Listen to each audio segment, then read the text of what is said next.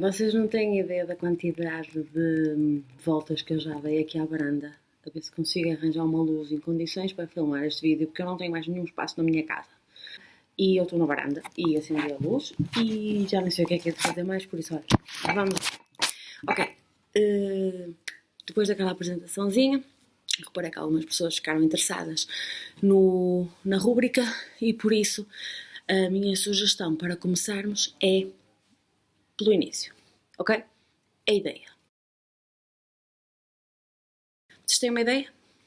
Ótimo. É por aí que começamos. Ok. Vocês estão a pensar em escrever sobre o quê? De que é essa ideia? Eu não estou a dizer para vocês pegarem nessa ideia e colocar num género, ok? Estou a pensar em escrever um livro de terror, ou um livro de fantasia, ou um livro de romance romântico, ou não. É uma ideia. E uma ideia é uma coisa mais forte um bocadinho do que um género, ok? É mais forte que isso.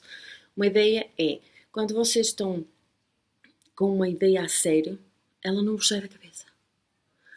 Vocês conseguem visualizar as imagens, como se fosse um filme, vocês conseguem visualizar aquela ideia, aquele bocado, e depois está tudo fragmentado e anda tudo assim aos esses e é difícil tipo, conseguir arranjar-lhe uma coerência e existe aquela necessidade de a colocar no papel.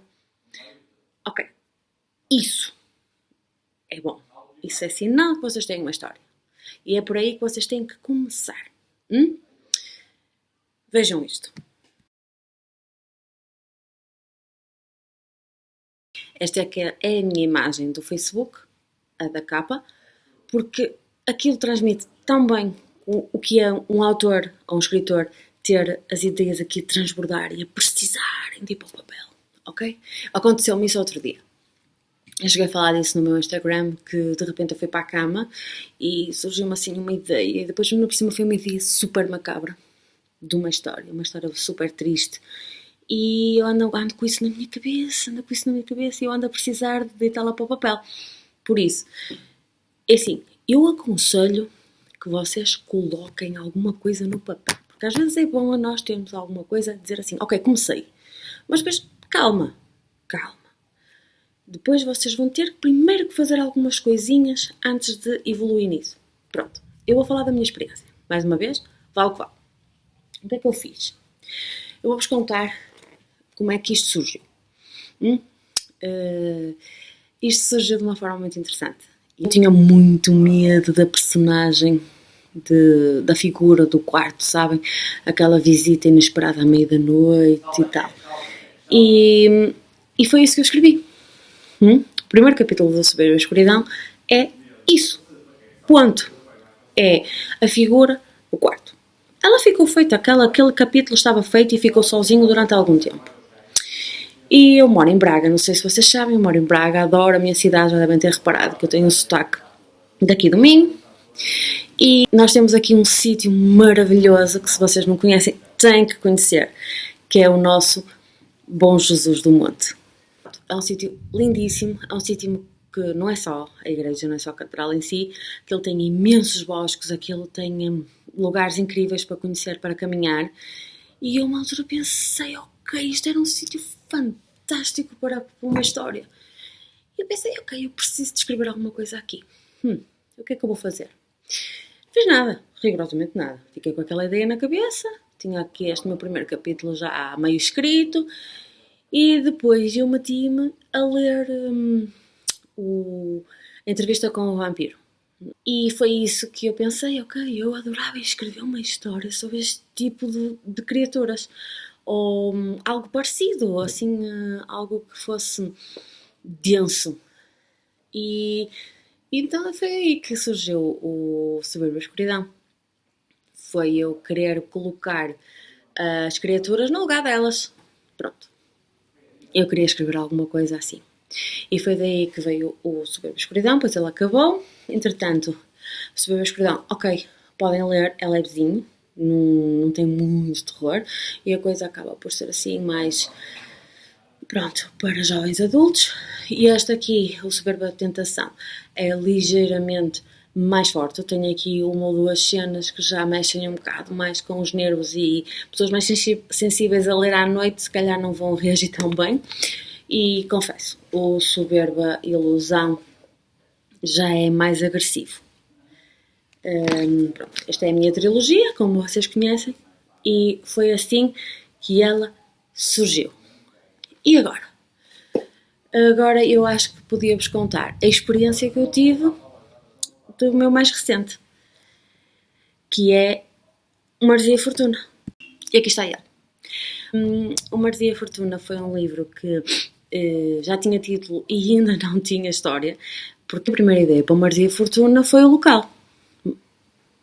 E eu passo férias na praia de Apulia desde que sou pequenina. E então aquela praia é como se fosse uma segunda terra nossa. E eu pensei, não, eu adorava escrever uma história que se passasse aqui. Mas eu não tinha nenhuma história assim boa para construir ali. E pronto, fiquei com mais uma vez, aquela ideia de que eu gostava de colocar alguma coisa aqui. Pronto. E foi numa altura em que eu estava na minha aula de escrita criativa, na minha pós-graduação em literatura e cinema, que lemos um clássico grego. Não posso dizer qual, porque senão vou dar spoilers. E eu pensei assim, que isso era fantástico que colocassem isto para os dias de hoje. Tipo, uma adaptação. Toda a gente pega em Shakespeare e nunca vi ninguém a pegar naquela história e colocá-la para os dias de hoje. Porque é uma história que é cruel, tem a catarse, E eu pensei, é isto que eu quero, é isto. Eu vou pegar nesta história e vou fazer isso. Eu vou pegar neste clássico, que já ia dizer, e vou transformá-lo para os dias de hoje. E foi assim que surgiu o Maresia e Fortuna, a ideia em si. Mas eu estou a escrever um novo livro e vou-vos contar como é que surgiu a minha ideia. Ok, então é assim, eu há cerca de 3 anos, mais ou menos, pensei assim, eu gostava de ter outro filho. Mas eu só tirei a ideia assim para o ar. Assim para o ar. Dizem, eu gostava de ter outro filho. Mas as pessoas diziam, não, tu não estás a perceber, tu tens mesmo que preparar o teu filho para ser irmão. E eu pensei, eu vou preparar o meu filho. E eu ouvi histórias que as pessoas me contavam. Histórias macabras de irmãos mais velhos que faziam aos irmãos mais novos. E eu pensei, meu Deus, isto é o síndrome de Caim. Não estou a mentir. Eu ouvi de criança, pessoas conhecidas minhas a contarem-me, por exemplo, que as irmãs se sentaram em cima delas quando elas eram recém-nascidas, porque aquele lugar era delas e não aceitavam que o bebê estivesse ali deitado. E eu, Depois eu ouvia crianças a dizerem que não aceitavam os irmãos. Não aceitavam, faziam de conta que a criança nem existia. E isso começou-me a preocupar, claro, não é?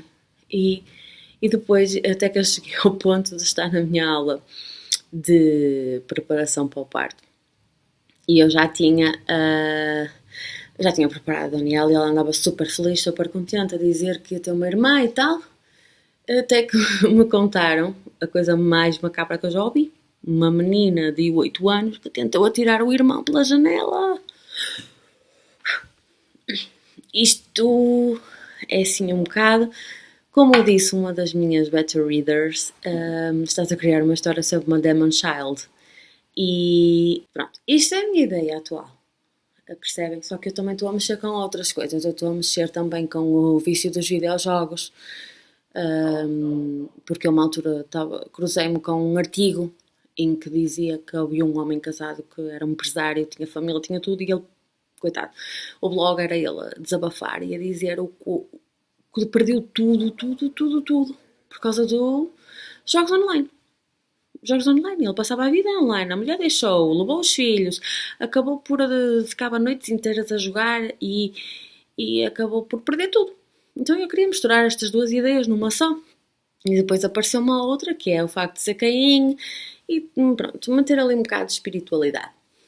Agora é esta a parte que interessa. Eu tenho ideia, mas sabem o que é que me falta aqui? Eu tenho ideia, mas falta-me background. Eu não me sinto ainda à vontade para estar a escrever sobre a parte mais espiritual da coisa. E é aqui que entra aquela parte mais chata que muitos autores não acreditam, mas que é preciso ter em conta. É que nós, se queremos escrever, somos eternos estudantes. Esqueçam lá isso. Ainda hoje passei pelo Goodreads e vi que um autor português reconhecido tem imensas gafes temporais no livro dele. Vocês não queiram fazer isso. Vocês não queiram fazer isso. Isso é a coisa mais triste de acontecer. É vocês colocarem alguma coisa que não é real e o leitor descobrir e deixa de confiar em vocês. Ponto. Deixa de confiar em vocês. As pessoas gostam de ler para aprender. Também, não é? Vocês próprios gostam de ler. Eu não sabia disto. E agora vocês vão descobrir e afinal aquilo não era nada assim. Vocês não querem fazer isso. Vocês têm que estudar. Tu tens uma ideia, pegas nela e vais buscar livros que tenham a ver com isso e estuda. Estuda. O Marzia tem uma analepse, uma ou duas, que vai para os anos 90. Vocês acreditam que eu fui à internet procurar quais eram os telemóveis que existiam na altura, se eles eram acessíveis a toda a gente, e eu falo sobre as marés. Sobre as marés. Eu fui ao site dos pescadores para saber como é que funciona. Eu estive a ler os comentários deles, a dizer quando é que iam para o mar, quando é que valia a pena ir, quando é que não valia a pena ir. Eu falei com algumas pessoas que fazem pesca por hobby, porque eu não conheço assim nenhum pescador mesmo, para me contar um bocadinho como é que funcionava. E confesso que, pronto, eu não aprofundei muito essa parte porque eu não podia aprofundar isso porque não tinha o background para isso. Por isso não escrevam sobre aquilo que não sabem. Tenham uma ideia, respeitem-na, mas estudem sobre ela. Porque existem autores famosos que já cometeram gafes também porque às vezes há certas coisas que eles acham que podem escrever porque não é preciso estudar sobre isso. Olha, por exemplo, o George Martin admitiu há algum tempo que no primeiro livro que ele escreveu da Guerra dos Tronos, ele desconhecia sobre as limitações do nanismo. Então ele colocou o Tyrion a fazer alguns movimentos que para uma pessoa na situação dele são totais acrobacias. E ele pediu desculpa, porque ele devia ter investigado mais um bocado sobre o que é que eles conseguem ou não fazer. Não é? Isso acontece, por exemplo, com as doenças. Se vocês vão escrever sobre alguém doente, vocês têm que saber como é que a doença limita a pessoa. Vocês não podem colocar essa pessoa a fazer tudo. Ou vocês coloquem uma pessoa do povo, ou colocam uma pessoa que já seja de elite e estudada, e vocês colocam, os diálogos são sempre iguais. E eu às vezes, por exemplo, vejo pessoas do povo, em certos livros, a falarem como se tivessem um doutoramento em qualquer coisa. Aquilo é cada palavra. Quando uma pessoa me diz que escreve um livro numa semana, em 2 semanas, eu torço um bocado o nariz, porque eu, pelo menos pela minha experiência, eu acho que todos os autores que escrevam uma história, vocês vão se tropeçar em burocracias, em coisas jurídicas, nas características das próprias personagens. Se vocês colocam alguém com tics, se vocês colocam alguém com doenças, se vocês colocam alguém que tenha um passado, vocês precisam sempre de estudar, de saber como é que as coisas funcionam, porque o objetivo é esse. O objetivo é que as personagens sejam diferentes. O objetivo é que vocês saírem de vocês mesmos e colocarem lá pessoas que não são vocês. E então, se não são vocês têm que conhecer. E acreditem que isto é um conselho para começarem. Muito bom, leiam. Façam uma lista sobre os livros que já foram escritos sobre esse tema, sobre essa história, sobre essa ideia que vocês têm.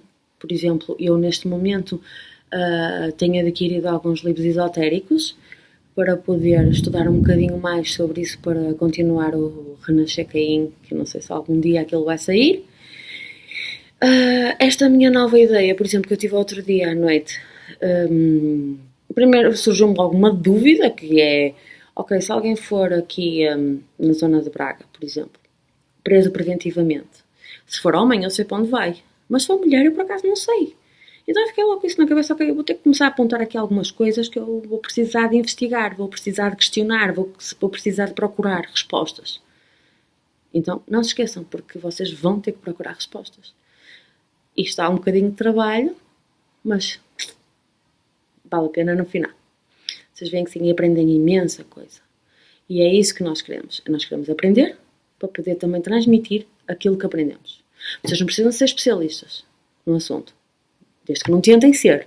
Não tentem, ok? Vocês não são... Por exemplo, se vocês não são médicos, se vocês não sabem nada, vocês não coloquem uma personagem principal que seja médico, porque vocês tropeçam no leitor que é médico, ou que é especialista, e vão cair no ridículo. E nós não queremos cair no ridículo, porque vamos falar isso mais para a frente também, mas, por exemplo, as críticas doem. Ainda por cima, quando é com razão. Quando nós percebemos e dizemos assim, para que é que eu fiz isto? Agora já não dá, já está lá fora. Então podemos fazer tudo cá dentro. Começar o nosso projeto, porque isto é um projeto, devagarinho. Ok? Boa noite e espero que continuem por aí, porque no próximo vídeo vamos falar já da construção da vossa história. Como é que eu fiz as minhas e quais são os métodos que eu hoje adoto para escrever. Espero que essas ideias continuem a fluir.